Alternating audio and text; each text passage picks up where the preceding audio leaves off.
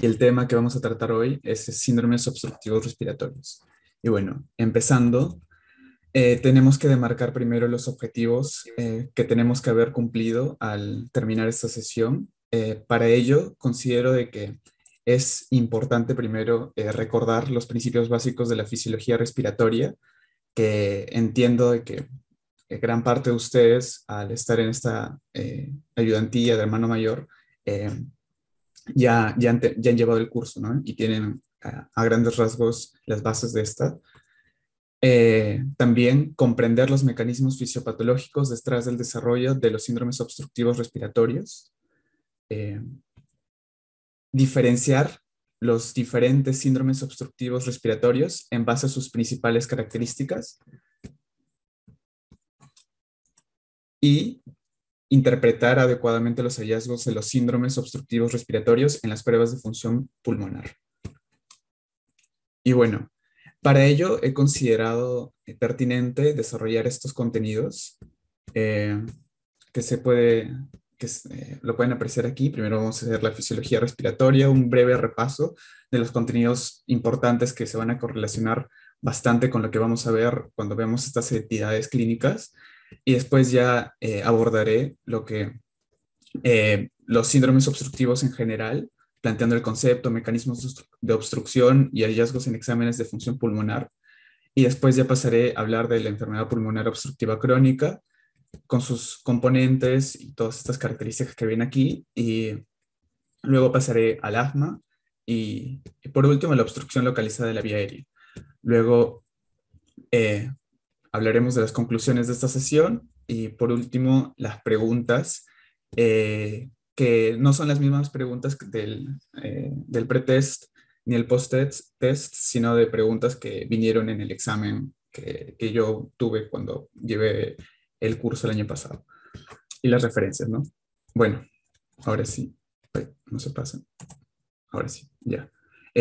Bueno, comenzando con la fisiología respiratoria, el concepto más importante que abordamos en la primera sesión, me parece, de este apartado de fisiología respiratoria, es de espirometría. Y básicamente, este examen de función pulmonar mide cómo un individuo inhala y exhala volúmenes de aire en el tiempo, por lo que solo mide volúmenes movilizables. Esta característica de acá lo he subrayado porque es la más importante. Aquí podemos ver unos diagramas donde se observa lo que se mide básicamente en una espirometría y sé de que quizás ven esto de aquí y recuerdan cuando llevaron el curso, quizás no lo entendieron muy bien, como me pasó a mí también. Es un tanto complicado la primera vez que observas este tipo de diagramas, pero para ello también dentro de las referencias bibliográficas he puesto un video de ambos que está en YouTube, o sea, lo puede ver cualquier persona y pueden mm, verlo y les explican allí todo esto acá a profundidad. Pero básicamente hablo de la espirometría aquí porque hay conceptos claves que sí se van a tener que emplear en el desarrollo de esta sesión. Y es estos tres de aquí: el volumen expiratorio forzado en el primer segundo, la capacidad vital forzada y el índice de Tifenó. Y estos conceptos son clave por sus características principales que se van a correlacionar con los síndromes obstructivos respiratorios. El BEF1 va a dar cuenta de la severidad de una obstrucción, por lo tanto va a servir para diferenciar entre un patrón obstructivo de uno restrictivo, seguro se acuerdan de ello. Eh, y la capacidad vital forzada indica el estado de la compliance pulmonar, es decir, de la distensibilidad. Eh, y el índice de Tifenopinelli, que es básicamente el cociente de ambos expresado en porcentaje, que va a ser el primer indicador que vamos a observar a la hora de aplicar el algoritmo que próximamente ya lo voy a poner. Eh, y bueno, y la peletismografía, que es un examen de función pulmonar que permite medir los volúmenes y capacidades pulmonares, tanto movilizables como no movilizables. Eh, y bueno, seguro eh, más o menos recuerdan de qué se trataba este diagrama en el cual se ve eh, la prueba de expiración forzada y de inspiración y expiración forzada, en la cual se puede ver cómo fluctúa el volumen pulmonar. Y aquí se ponen todos los volúmenes y capacidades. Y bueno, en la espirometría no se podían medir los volúmenes no movilizables. En cambio, aquí sí se puede. Esos volúmenes no movilizables son básicamente estos de aquí, excepto esta acá, que es otro indicador que también mide la petismografía.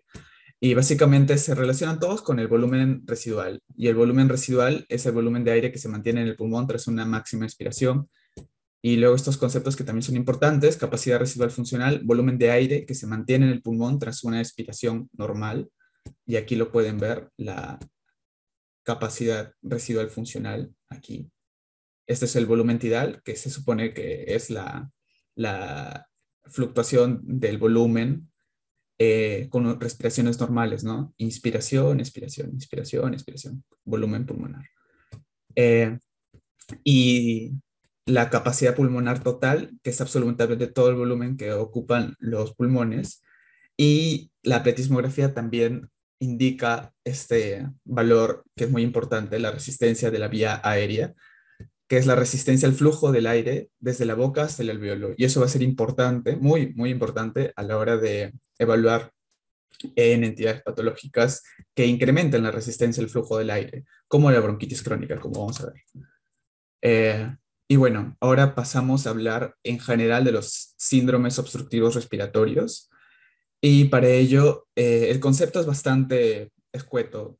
Simplemente trastornos generados por desórdenes que limitan el flujo de aire expiratorio. Es principalmente en la expiración en donde se manifiesta esta entidad. Y bueno, los mecanismos de obstrucción, según un libro que es bastante recomendado por el docente que dictaba la cátedra de fisiopatología y también de fisiología respiratoria, eh, el libro West, que está ahí en la bibliografía, lo van a encontrar. Aquí habla de los principales mecanismos. Están estos tres: bloqueo de lumen, afecciones de la pared de la vía aérea y trastorno externo a la vía respiratoria. Y bueno, ¿qué lo causa? Bueno, aquí en el bloqueo de lumen hay un exceso de secreción, aspiración de cuerpo extraño y edema pulmonar. De estos, los más importantes, estos dos: exceso de secreción, pues está relacionado con la bronquitis crónica, como ya lo van a ver. Aspiración de cuerpo extraño, obstrucción localizada. eh, También una causa es edema pulmonar. Y ahí, básicamente así se diagrama, ¿no? Ahí hay un bloqueo del lumen o de la luz de las vías de conducción. Afecciones de la pared de la vía aérea. Aquí hay una contracción del músculo liso, por ejemplo, en la asma, como vamos a ver, hay una hiperreactividad del bronquio que también se vincula con una broncoconstricción pronunciada irreversible. No, irreversible, y espacio reversible. Hipertrofia de las glándulas mucosas, también la bronquitis crónica. Inflamación y edema, que también va a estar presente en todas las patologías que vamos a ver. Y así este es el diagrama, ¿no? Donde ven principalmente la pared es donde se encuentra engrosada o también contraída, ¿no? Trastorno externo a la vía respiratoria, por ejemplo, destrucción del parénquima pulmonar, eso lo vamos a ver en el enfisema. Compresión del bronquio por linfadenopatías, eso puede darse, por ejemplo, por metástasis de un cáncer de mama que que hace de las vías linfáticas que drenan la mama, hace metástasis hacia al hilio pulmonar, donde ahí se encuentran ganglios linfáticos, y esos ganglios linfáticos van a estar inflamados, van a incrementar su volumen y van a comprimir bronquio, y por ello generan un síndrome obstructivo y también un edema peribronquial. Y así se podría diagramar con el parénquima destruido, ¿no? Y bueno, siguiendo dentro de los síndromes obstructivos respiratorios, están los hallazgos en exámenes de función pulmonar.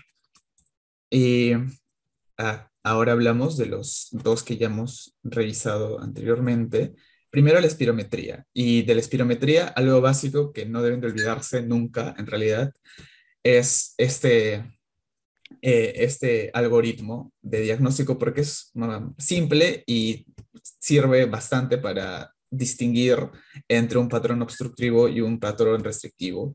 Y básicamente el principal indicador o el primero que se va a utilizar es el índice de Tifenot. Y, pero como ahora nos importa solamente el patrón obstructivo, en el patrón obstructivo vamos a ver que hay un índice de Tifenot disminuido, menor al 70%, que es el punto de corte. El índice de Tifenot, que recordemos es la razón entre estos dos, donde ambos van a estar disminuidos, pero eh, el volumen expiratorio forzado en el primer segundo es el que va a estar más disminuido. Eh, y aquí también una característica de la espirometría en este diagrama de volumen flujo es de una curva cóncava en el EPOC, que va a ser útil en contexto clínico. Y bueno, en cuanto a la pletismografía, ya habíamos hablado de que mide principalmente volúmenes y capacidades pulmonares. Y aquí podemos ver diagramados los volúmenes y capacidades, donde vemos esta de acá sería una persona normal. Esta acá es una persona con EPOC.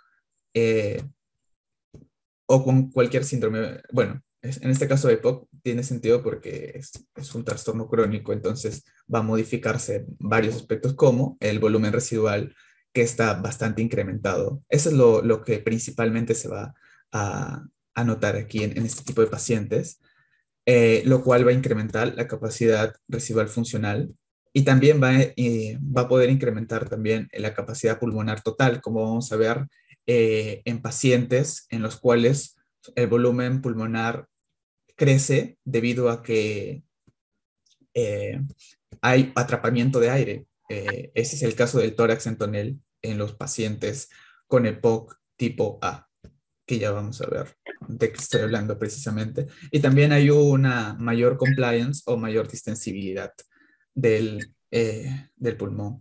Y eso también se va a ver reflejado aquí. Y bueno, ahora hablemos del EPOC o enfermedad pulmonar obstructiva crónica. Y bueno, este es una enfermedad obstructiva irreversible, muy importante, irreversible, común, prevenible, también importante, y tratable. Irreversible porque los cambios estructurales que va a suscitar no van a poder ser revertidos ni con ningún tratamiento, pero sí puede ser tanto prevenible como tratable, porque el principal agente etiológico eh, que se vincula con una conducta modificable es el humo del cigarrillo, ¿no? Que genera dependencia, tabaquismo, y ese tabaquismo es prevenible, ¿no? Eh, y se caracteriza por síntomas respiratorios persistentes, dado su cronicidad, y limitación al flujo del aire debido a anormalidades en el alveolo, vías respiratorias y o microvasculatura. Eh, en cuanto a la etiología, eh, estos dos, estas dos son las principales. Está la inhalación de humo de cigarrillo u otras partículas nocivas, como la quema de biomasa, materia particulada, también contaminación. Y esto acá tomando gran relevancia, especialmente en países de bajos recursos. Pero también tiene una etiología genética que se vincula con la deficiencia de antilastasa debido a una mutación en el gen que codifica esta proteína, esta enzima, que la antilastasa es básicamente la alfa-1 antitripsina. Y bueno, los mecanismos fisiopatológicos que van a explicar el desarrollo de esta enfermedad son, primero, la respuesta inmune primaria, dado que uno al inhalar el humo de los cigarrillos genera que las células inmunitarias y principalmente el neutrófilo libere mayor elastasa. Y la elastasa que hace, digiere el parénquima pulmonar, las fibras, Y esta actividad genera de que se destruyan las paredes de los alvéolos, y la destrucción de las paredes de los alvéolos va a generar algo que ya vamos a ver, eh, que se llama enfisema, y que va a tener sus particularidades. También dentro de los mecanismos está la oxidación e inactivación de la antielastasa por el humo del tabaco, porque la antielastasa es una enzima que también la produce el mismo tejido pulmonar para contrarrestar los efectos de la elastasa y así generar un equilibrio y que no se destruya el parénquima.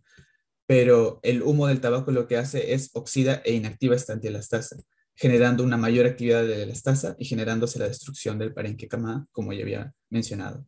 Y bueno, también hay una menor función ciliar. ¿Y esto a qué se debe? Bueno, el humo del tabaco va a generar que se genere una metaplasia del tejido pulmonar y de las vías de conducción. No, principalmente de las vías de conducción, que son epitelio ciliado, cilíndrico, en las vías superiores.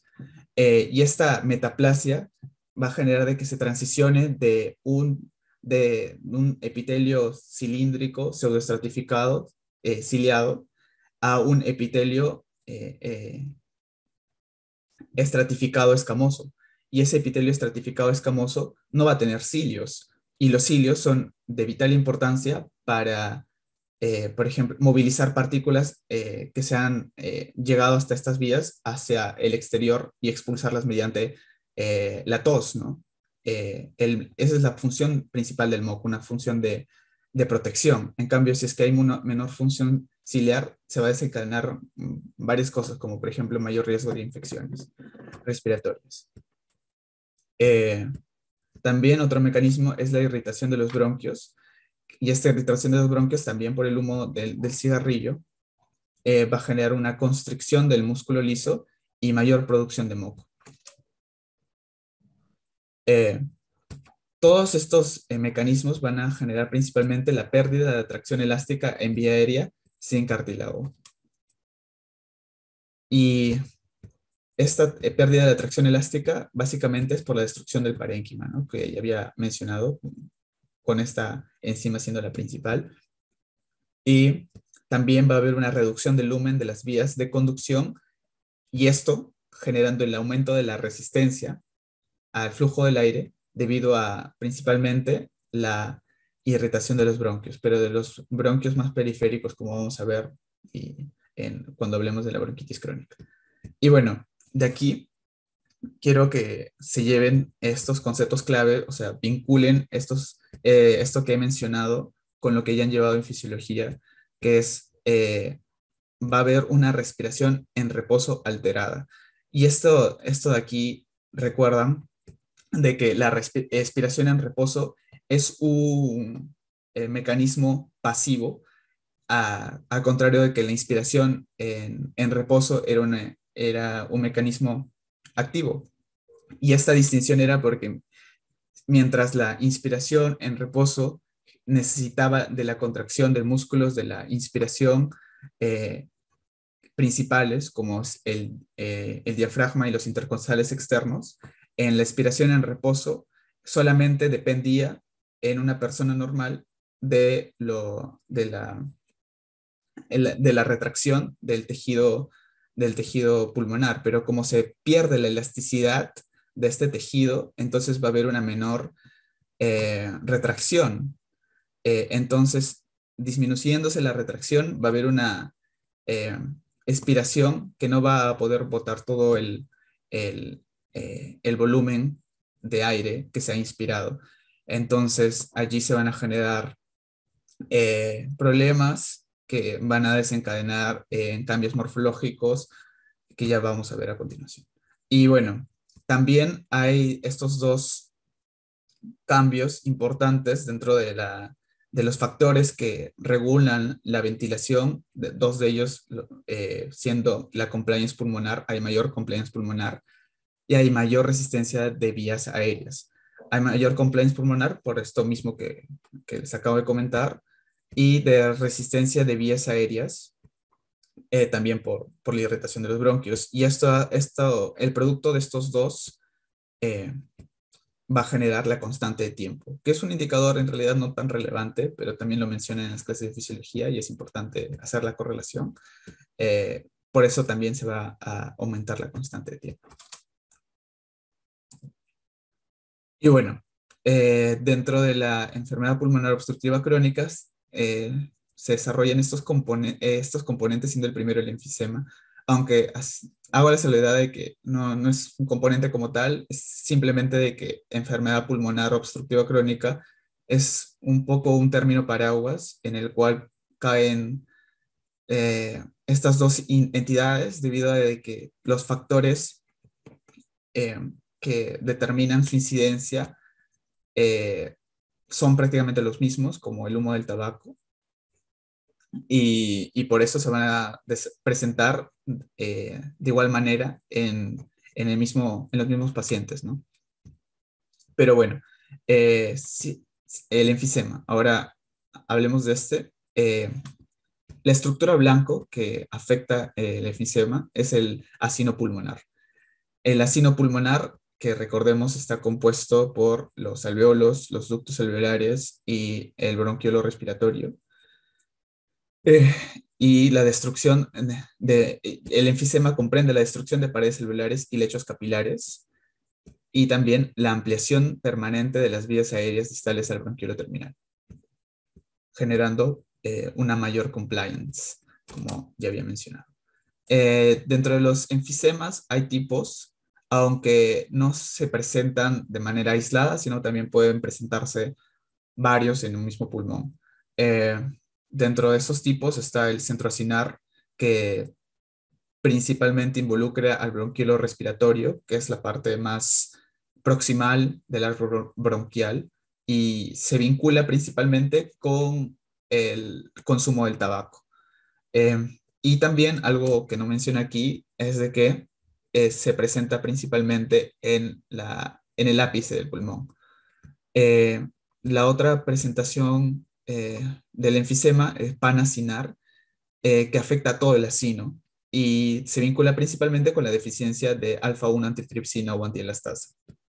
También se distingue el tipo paraseptal, que es contiguo al septo interlobar, eh, o también se presenta de manera irregular.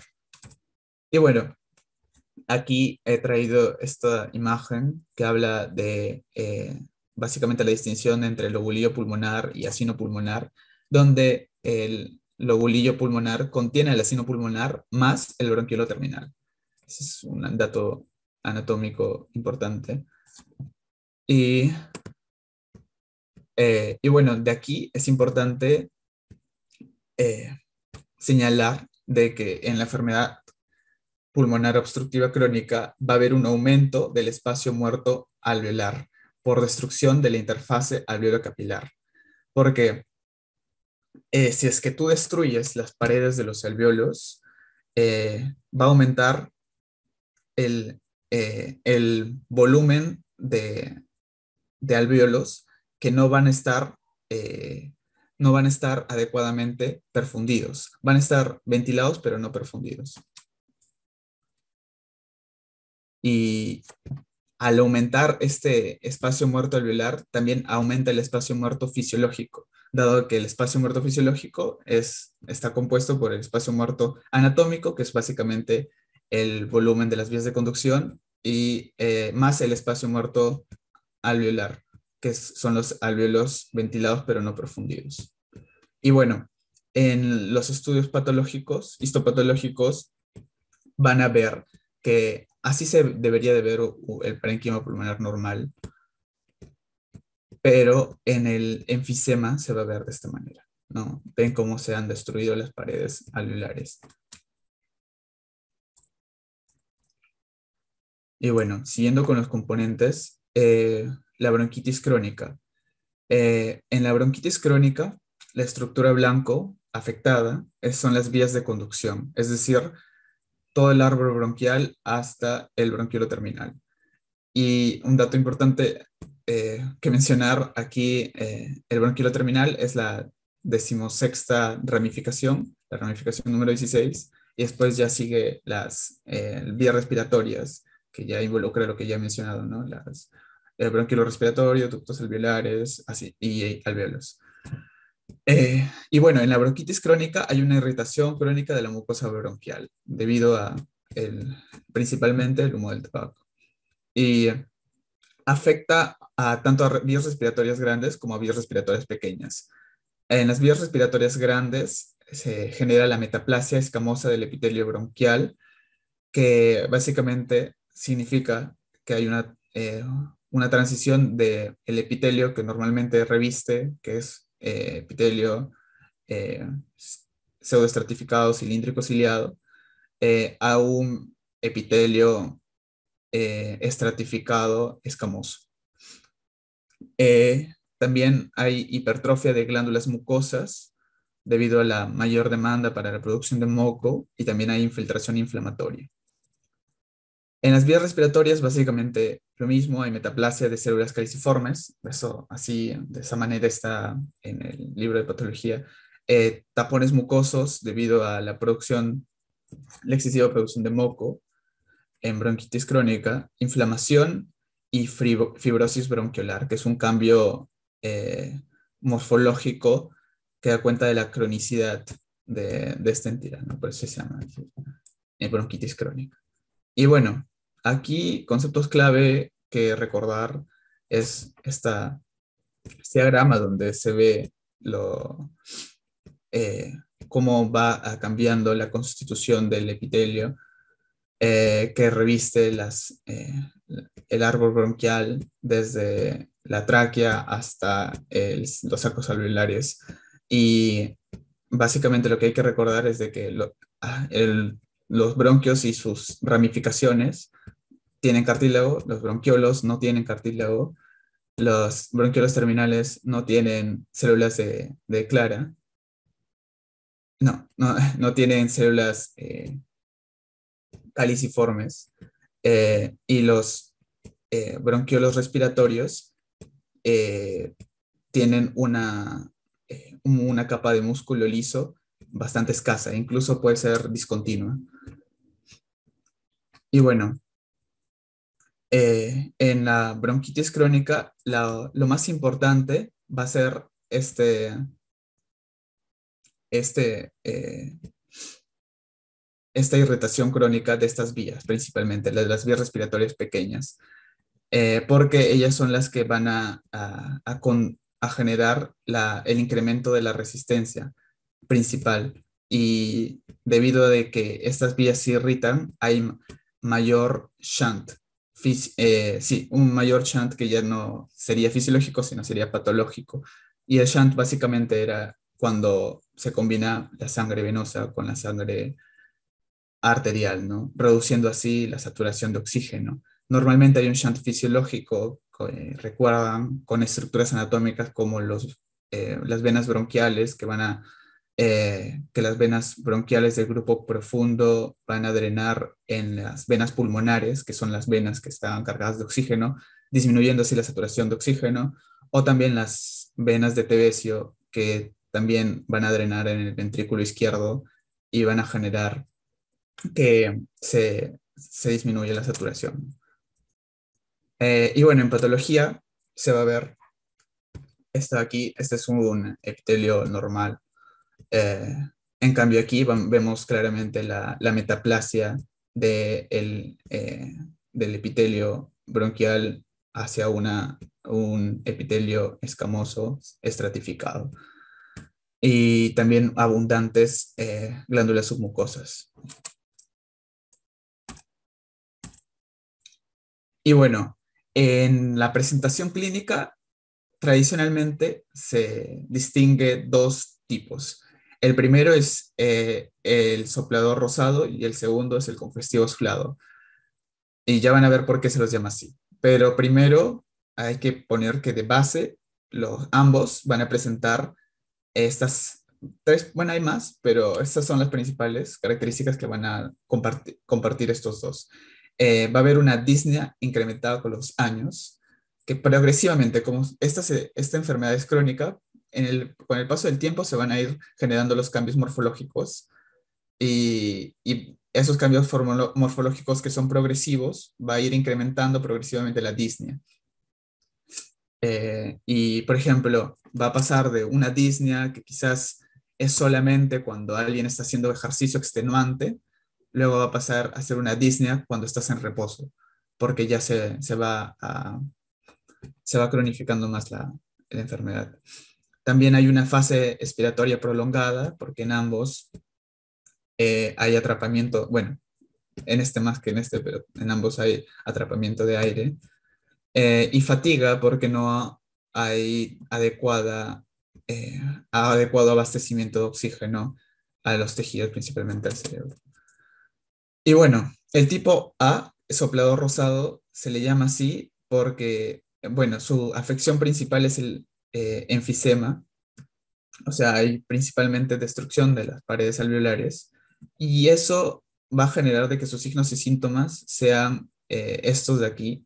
No va a haber cianosis porque no hay una pronunciada hipoxemia principalmente. No hay una pronunciada hipoxemia.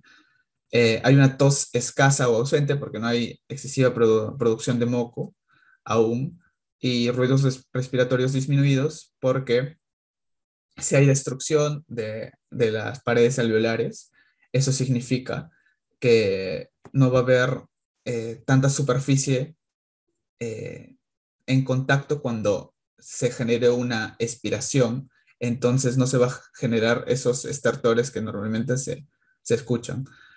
Eh, la constitución de este tipo de pacientes es asténico, se van a estar flacos, con una pérdida de peso reciente, pero con un tórax eh, claramente diferente.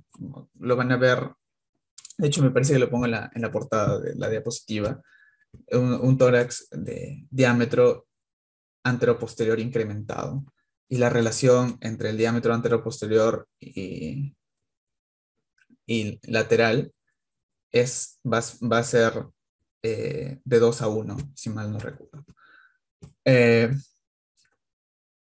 en la radiografía de tórax va a haber una sobreinflación, se van a ver los campos pulmonares sobreinflados y un incremento de la lucidez también, porque como hay menos paredes celulares, eh, eso va a generar menor densidad, ¿no? Eh, y también va a haber un diafragma aplanado, porque si es que no hay una adecuada función pulmonar, van a trabajar de sobremanera los músculos de la respiración, y siendo el diafragma el principal, va a estar básicamente sobrecontraído, y eso va a generar de que la cúpula diafragmática descienda de ser una cúpula normal, va a estar media aplanada. Eso lo van a ver mejor cuando lleven radiología. Eh, y va a haber un mediastino angosto porque como los campos pulmonares van a crecer en volumen, van a comprimir el mediastino y se va a ver como un corazón en gota, así se le llama. Gases arteriales, estos tipos de pacientes van a tener igual o disminuida eh, o levemente disminuida presión arterial de oxígeno porque han compensado con su tórax en tonel, ¿no? Su tórax en tonel que, como les expliqué, es bien con un diámetro antero-posterior bastante elevado, va a compensar así, compensar de manera temporal la hipoxemia, ¿no? Y quizás igual o aumentada la presión arterial de CO2. Y bueno, el tipo B, que es congestivo azulado, la afección principal va a ser bronquitis crónica. Y los signos y síntomas que lo van a acompañar va a ser cianosis porque hay mayor hipoxemia. Va a haber tos frecuente y productiva porque si es que tiene bronquitis crónica va a haber mayor producción de moco y eso va a generar la tos frecuente y productiva. Ruidos respiratorios con sibilantes porque la bronquitis crónica genera este tipo de ruidos al al reducirse la luz de las vías de conducción, y ahí va a haber edema periférico porque Y esto lo van a entender mejor cuando hable de la complicación principal del EPOC, que es el cor pulmonale, que va a generar básicamente insuficiencia del ventrículo derecho. Pero eso ya esta parte de acá lo van a entender mejor cuando se vea eso. Constitución, tiene una constitución robusta, un tórax normal o ligeramente incrementado de volumen. No va a ser tan pronunciado como en este de aquí. La radiografía de tórax va a tener señales de engrosamiento de pared bronquial por la bronquitis. Y los gases arteriales, sí va a haber una clara disminución de la presión arterial de oxígeno y va a haber un claro incremento de la presión arterial de CO2. Y bueno, ahora hablemos de las complicaciones. Y bueno, la enfermedad pulmonar obstructiva crónica, como han visto, tiene mecanismos fisiopatológicos que no solo se restringen al tejido pulmonar, sino que involucran, por ejemplo, al sistema inmune, que actúa en todo el organismo y desencadena cascadas inflamatorias que no solamente se van a reducir al ámbito del tejido pulmonar, sino también van a afectar a todo. Y por ello, eh, en cuanto a las complicaciones, creí conveniente distinguir primero las alteraciones vasculares, cardiovasculares, en realidad, que involucra al cor pulmonale, y las alteraciones sistémicas, que involucra a la... Bueno, ya la pasaré esa parte para ver todas las entidades a las que involucra. Pero por ahora hablemos del cor pulmonale, en el cual, pues básicamente eh, en esta entidad hay una estructura alterada o función dañada del ventrículo derecho debido a hipertensión pulmonar. Eh, ¿Y cómo se genera esta estructura alterada? Bueno, hay una vasoconstricción hipóxica. Eh, y para entender por qué hay una vasoconstricción hipóxica, hay un concepto necesario de revisar que también lo han llevado en fisiología, que es el de mecanismo de Euler-Liljestrand, en el cual en los alvéolos en los cuales hay menor presión, presión alveolar de O2, de oxígeno, va a generar una vasoconstricción hipóxica.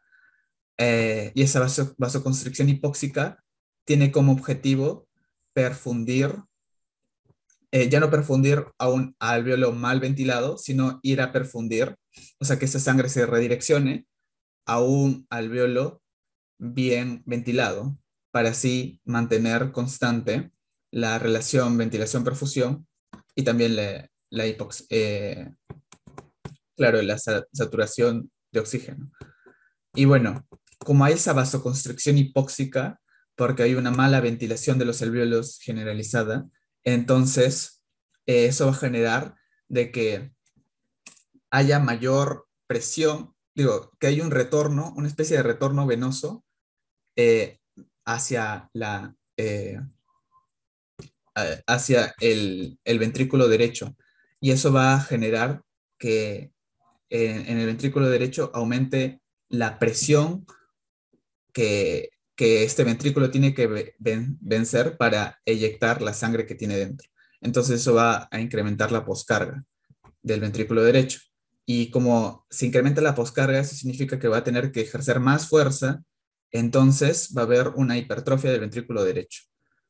Eh, Ese es el mecanismo por el cual se vincula la enfermedad pulmonar obstructiva crónica con esta enfermedad. Y también hay alteraciones sistémicas porque, como ya me he mencionado, hay activación de células inflamatorias, hay estrés oxidativo y citoquinas circulantes. Dentro de todas estas, la principal, la osteoporosis. Y la osteoporosis se va a generar primero porque el tratamiento principal para EPOC son los glucocorticoides. Y estos también incrementan la resorción ósea, pero también existen mecanismos mediados por citoquinas proinflamatorias que aumentan la resorción ósea, como por ejemplo en estas citoquinas proinflamatorias principales, que es la interleuquina 1, 6 y el factor de necrosis tumoral alfa, van a aumentar la expresión del rank ligando. eh, y el rank ligando, si es que no son familiarizados con el tema, quizás no me vayan a entender, pero el rank ligando es básicamente una proteína que es expresada por los osteoblastos que sirve para unirse con el rank, que es una proteína de membrana en los osteoclastos bueno, en los precursores de osteoclastos para así activarlos. Este mecanismo es bastante complejo y recomendaría leer este paper, que lo dejo en la referencia número 9 porque no solamente lo van a ver en esta enfermedad, sino lo van a ver en todas las enfermedades crónicas, bueno, la mayoría que vean en el curso de fisiopatología. Es algo muy importante el sistema rank ligando y osteoprotegerina. Eh, También dentro de las alteraciones sistémicas hay infecciones graves. ¿Y por qué? Porque hay una pérdida de la función ciliar, como ya les había explicado, por la metaplasia. Depresión y ansiedad, porque se genera una enfermedad crónica, siempre genera un impacto psicológico en los pacientes. Síndrome metabólico, bueno, puede ser iatrogénico, inducido por los glucocorticoides orales, que es parte del tratamiento, como ya había mencionado. Y también un mecanismo que se me ocurre, también puede generar este síndrome metabólico, es porque hay una disnea al ejercicio que desmotiva o incluso reduce la capacidad de los que padecen EPOC a poder ejercitarse, ¿no? Porque no hay una forma en la cual pueden abastecer a su cuerpo de la demanda creciente de oxígeno durante el ejercicio.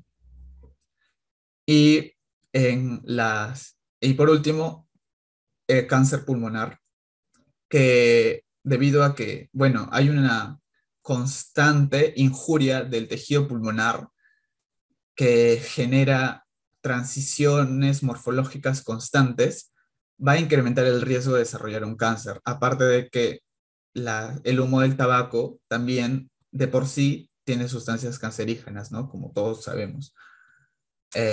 Y bueno, esas son las alteraciones sistémicas principales. Y ahora hablemos rápidamente del asma. Eh, Ahora sí. En el asma, que el concepto es básicamente de que es una enfermedad obstructiva reversible, y aquí voy a detenerme en reversible porque esto es importante para distinguirla del EPOC. ¿Por qué? Porque, como hemos visto en el EPOC, se generan cambios morfológicos irreversibles, como la destrucción la destrucción de las paredes alveolares y la hipertrofia de las glándulas mucosas, todo ello que involucra también la bronquitis crónica. En cambio, aquí hay como ya van a ver, una hiperreactividad mediada por principalmente el tono parasimpático, que va a poder ser reversible con la ayuda por ejemplo, con administrar broncodilatadores, que va a ser reversible en cuestión de minutos. Se va a poder eh, cesar una crisis asmática.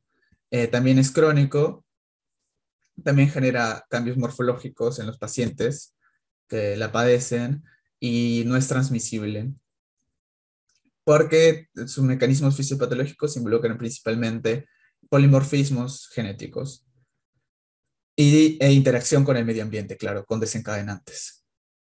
Pero de por sí no, o sea, no se puede transmitir, ¿no? Caracterizado por síntomas respiratorios variados y variable limitación al flujo aéreo, como resultado de complejas interacciones genético-ambientales.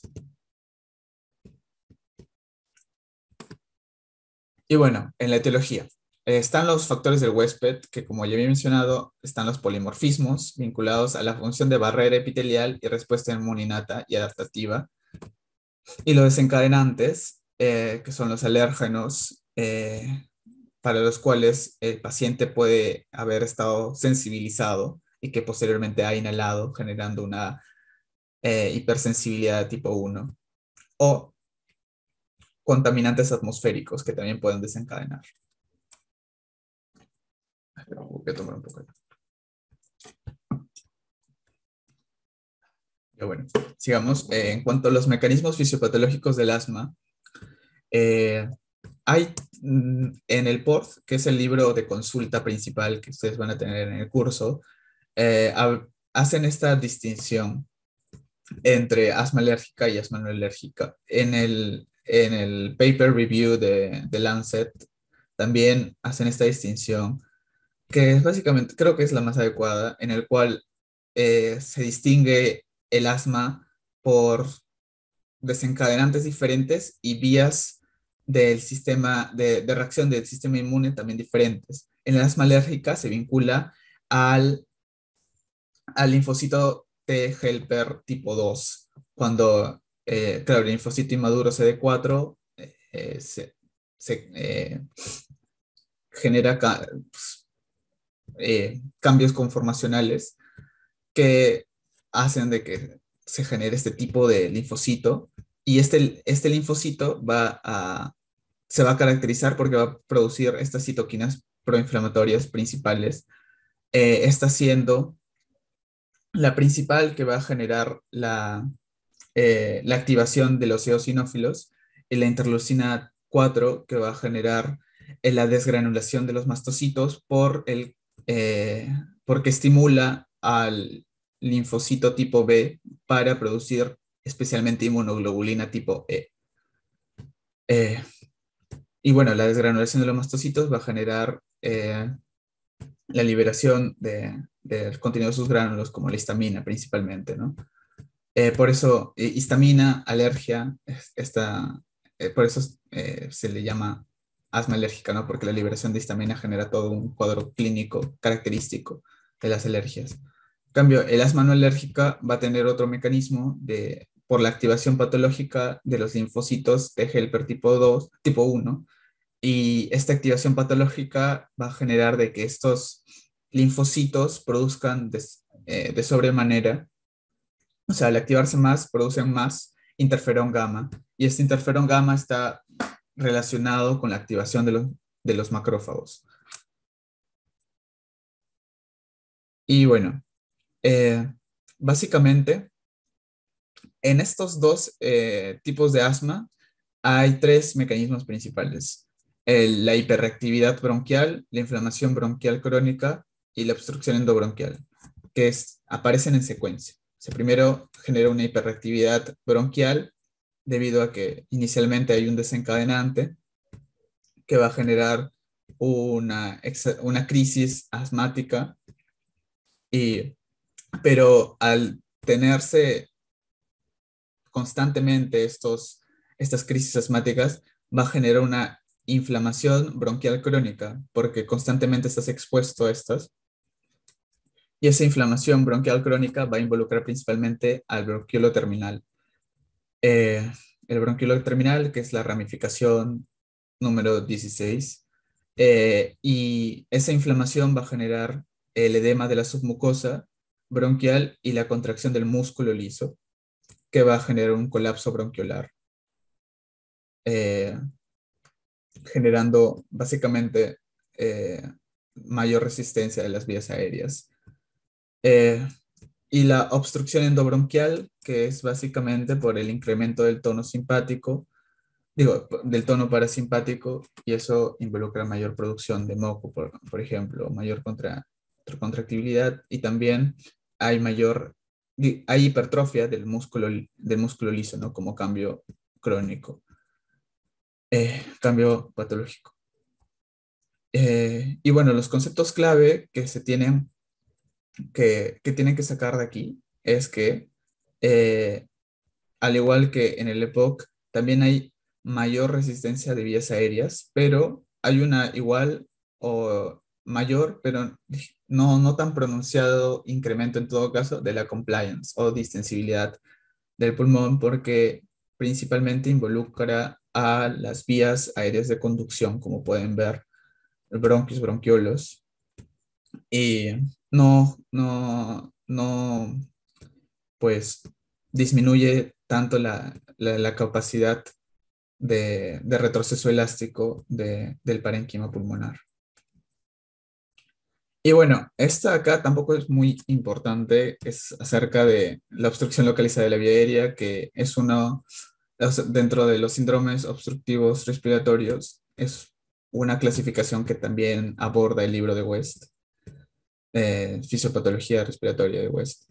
Eh, y bueno, en este concepto, básicamente la distinción es de que mientras los anteriores, que es el EPOC y el asma, eran generalizados, este de acá es localizado, ¿no? Con su mismo nombre lo dice. Es un síndrome obstructivo asociado con diferentes grados de limitación funcional dependiendo de la naturaleza y severidad de la obstrucción, la cual puede localizarse en la vía aérea, en la pared o como resultado de la compresión de la pared externa. Que eso básicamente habla de los mecanismos de obstrucción que ya habíamos revisado al inicio de la sesión en los síndromes obstructivos respiratorios.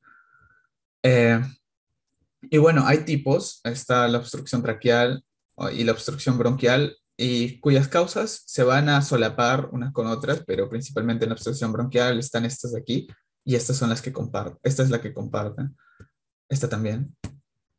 Eh, y bueno, involucra compresión por masas extraluminales, estenosis post-traqueotomía, masas intraluminales, inhalación de cuerpo extraño, compresión de bronquio por linfadenopatía, como ya les había mencionado. Una de las causas de la linfadenopatía es cáncer.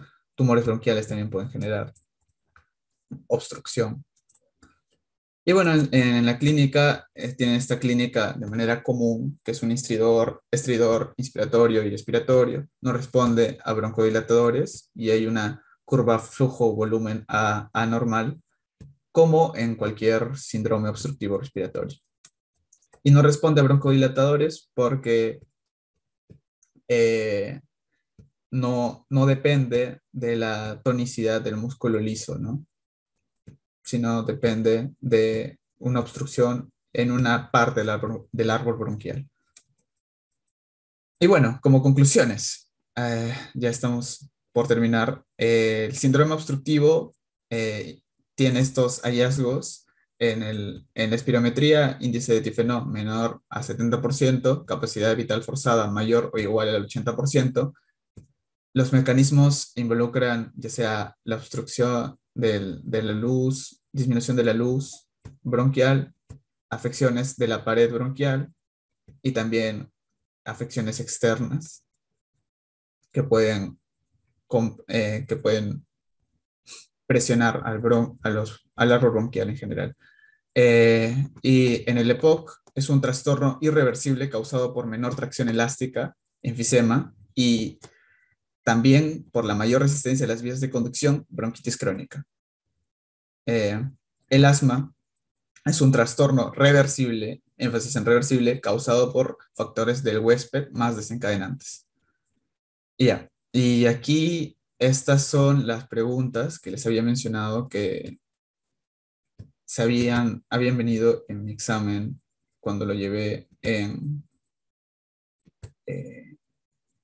el año pasado, el curso. Y bueno, son preguntas un tanto simples, la verdad. La característica básica de la bronquitis crónica es hipertrofia de glándulas mucosas, de bronquios grandes e inflamación de pared de vías aéreas pequeñas. Destrucción de paredes alveolares, eso es enfisema. Desaparición de capilares alveolares, no hay desaparición como tal, eso suena bastante vago, pero si podría marcar uno sería enfisema, o sea, asociarlo a uno sería enfisema. Pared bronquial adelgazada, al contrario, está engrosada porque hay hipertrofia de los músculos, de la capa de músculo liso. Lumen de la vía aérea libre, no, puede estar libre, pero está reducido en tamaño, ¿no? El lumen por la bronquitis. Respecto al enfisema pulmonar, marque lo correcto. Ya, esto acá es una pregunta que no era para nada importante, o sea, eh, la deficiencia de alfa-1 antitripsina origina hasta el 50% de los casos. En realidad es algo totalmente irrelevante, pero vino así y esa era la clave. Pero las demás, la estructura blanco es el acino pulmonar, es verdad, es el acino pulmonar, saben que comprende el bronquio respiratorio, ductos alveolares y alveolo. La noxa más importante es el tabaco, claro que sí. Existe ruptura de ataduras alveolares, así es, el parénquima pulmonar se rompe bueno, se destruye por la elastasa. En la etiopatogenia existe predominio de las tasas sobre antielastasa, claro. Es ese desequilibrio que genera la destrucción, ¿no? Eh, y por último, respecto al tabaco y enfermedades obstructivas pulmonares, señale lo incorrecto. Aumento de la producción de moco. Eh, claro, aquí esta era la clave que señalaba, pero, ay, pero las demás, en realidad, no considero de que esta sea la clave, pero en las claves siguientes produce broncodilatación, al contrario, produce broncoconstricción normalmente asociada a la bronquitis, digo, al asma principalmente, disminuye, disminuye la función ciliar, sí, por la metaplasia, activa el complemento, claro, es una de las vías inmunes por las cuales se genera la cascada inflamatoria. Activa a neutrófilos y macrófagos y el tabaco se activa neutrófilos y macrófagos. Y el tabaco también aumenta la producción de moco, ¿no? Pero eso señalaba como incorrecto. Estaba mal planteado. Eh, bueno, estas son las referencias bibliográficas y tengo entendido que luego les pasarán el post-test. Eh, en el post-test está, eh, bueno, ahí mismo están las claves, pero luego las saqué de, ¿dónde está? Este libro de aquí. Aquí, este libro que les había comentado, el West, allí están las preguntas en el capítulo, sí, en el capítulo 4. Allí van a poder verlas al final del capítulo y ahí les explican más a detalle las respuestas.